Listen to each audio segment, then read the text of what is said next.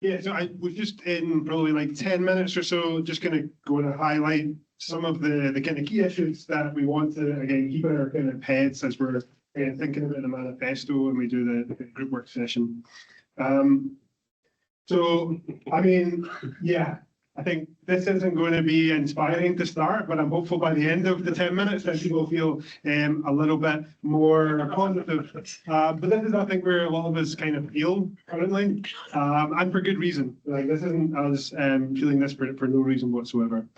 And part of why we kind of feel like things are so bad is because of data like this. Now, this is, again, kind of complex kind of graph, and I'll explain kind of what this is. So this is from colleagues based here in Glasgow. I work with David Walsh and Jerry McCartney, who produced a book recently called Social Murder, which is looking at austerity in the UK and the effects of the austerity kind of movement since 2010. And in the UK context, which is down here, but we see this across many different countries, and you'll see a couple of the countries for people who are here represented as well.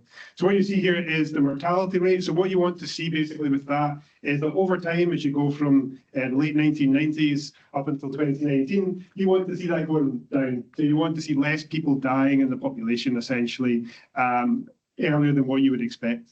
And so over time, in all these different countries, the black line shows kind of where the mortality rate has been going over time.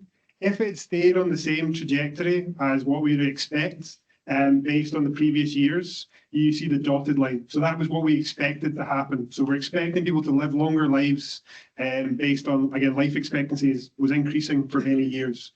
But from about 2010, we started to see across many countries, not everyone, but many countries, and particularly across Europe and the UK and the USA, we see this increase of mortality rate. So basically, this is people not living as long as what we would expect from them. And in the book in particular, they've shown all the different evidence that shows that basically this is austerity that came in after the 2008 economic crash, that all of these different kind of countries where you see this change particularly implemented austerity. And austerity can mean different things. Because again, a lot of argument is made that Germany did not implement austerity, which is not true. They implemented austerity, but in a different way than what some other countries did, for example. So this is the pattern of what we're seeing now. Life expectancy is going down in many places for the first time in generations. And particularly, this isn't just affecting everybody equally, though. And so this is data. Again, these first couple of slides are kind of heavy on the graphs, but so don't worry about what this is. Basically, here you're looking at the death rate for people under 75 in Scotland. So that's what we call premature mortality. So you wouldn't expect, in theory, that people would die before the age of 75. So, and in the top, we've got the most deprived, 10% of people in Scotland. And in the bottom, we've got the 10% least deprived.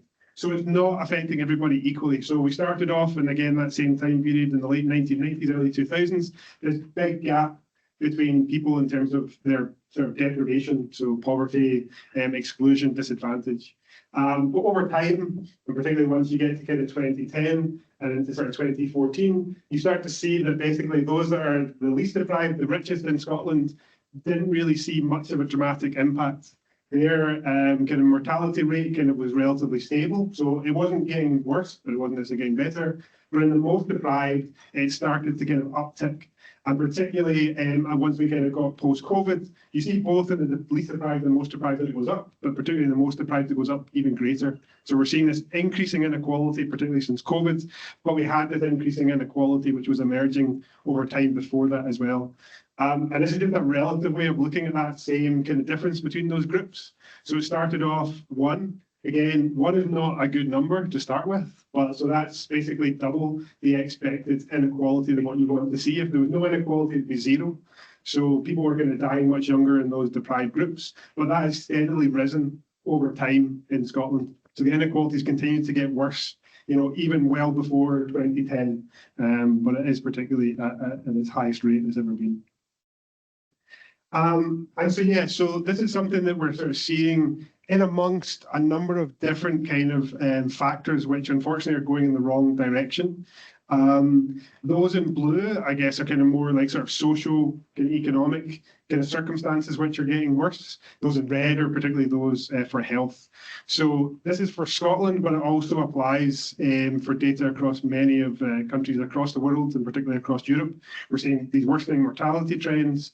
In Scotland in particular, we see increasing drug deaths being a large part of some of that premature mortality, particularly under 40.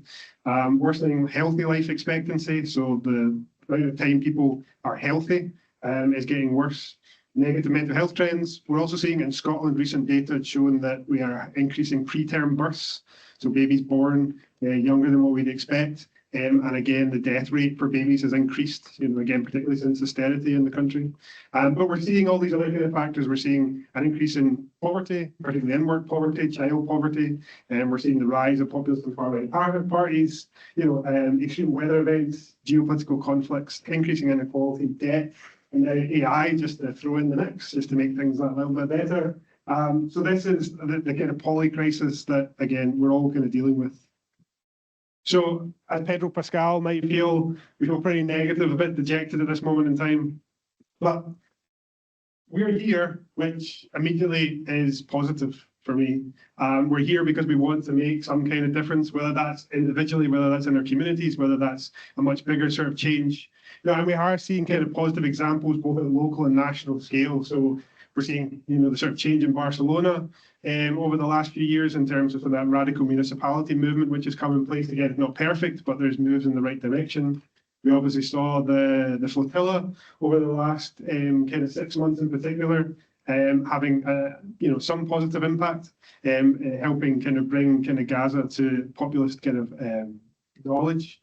This is a picture from this city a couple of years ago, an immigration attempt to remove people from a local community on the south side of the city, and the community came out and basically stopped the immigration forces taking those people away by coming together as a community and sort of showing what could be done and showing that they weren't willing to let that happen.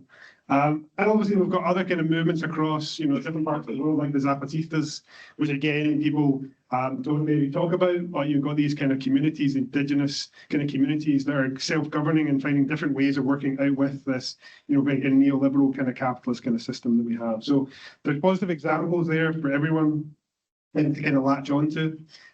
So Pedro's happy now. So yeah, let's try and be positive about this. And this is a very long kind of quote, but it's of a poet who I'm a large fan of, called Saul Williams. Some people might know him. He's particularly done a lot of work sort of in the sort of pro-Palestinian arena over the last couple of years. And he was asked about hope and what he hopes for. And so he said, normally my response to the question of hope is like, I don't really fuck with hope. As the title says, hope is as hollow as fear, have faith in the way things are. It's true that the armies are formed against us. It's also true that we've formed an army. We're capable of dismantling the imperialistic and colonial, and I've added, and capitalistic goals of our leadership. I would simply say that we're in a position to help stop production. So at this point, you're kind of talking about, again, this kind of production of genocide. We're in a position to freeze assets, make the 1% heroes. I know they already do, even as they do everything in their power to shift narratives and deflect conversations. So I believe that we've always found ways to exist and excel in confined spaces. So again, those kind of local community kind of things, again, when we're put in a corner, we're really good at kind of coming out, sort of fighting. But what happens when we transform that vision? And so he said, I dream of excellent education and healthcare being readily available to all people in this country, looking at abolitionist movement as well, restructuring a relationship to punishment. I think it's crucial for us to be listening, reading and participating in actions that can bring down the system. So it's this kind of, again, holding some of these things true when the rest of the world feels like it's burning around us and we're being gaslit to not want change. That we can kind of hold on to some of these things that, again, individually and in small communities, as in kind of grow into bigger groups, have some kind of positive kind of influence. And I'll leave you with, again, this kind of question that I want you to kind of reflect on for a moment before we move on to the next thing, is about who are you carrying with you today? So who are you here for? Like, why are you doing this?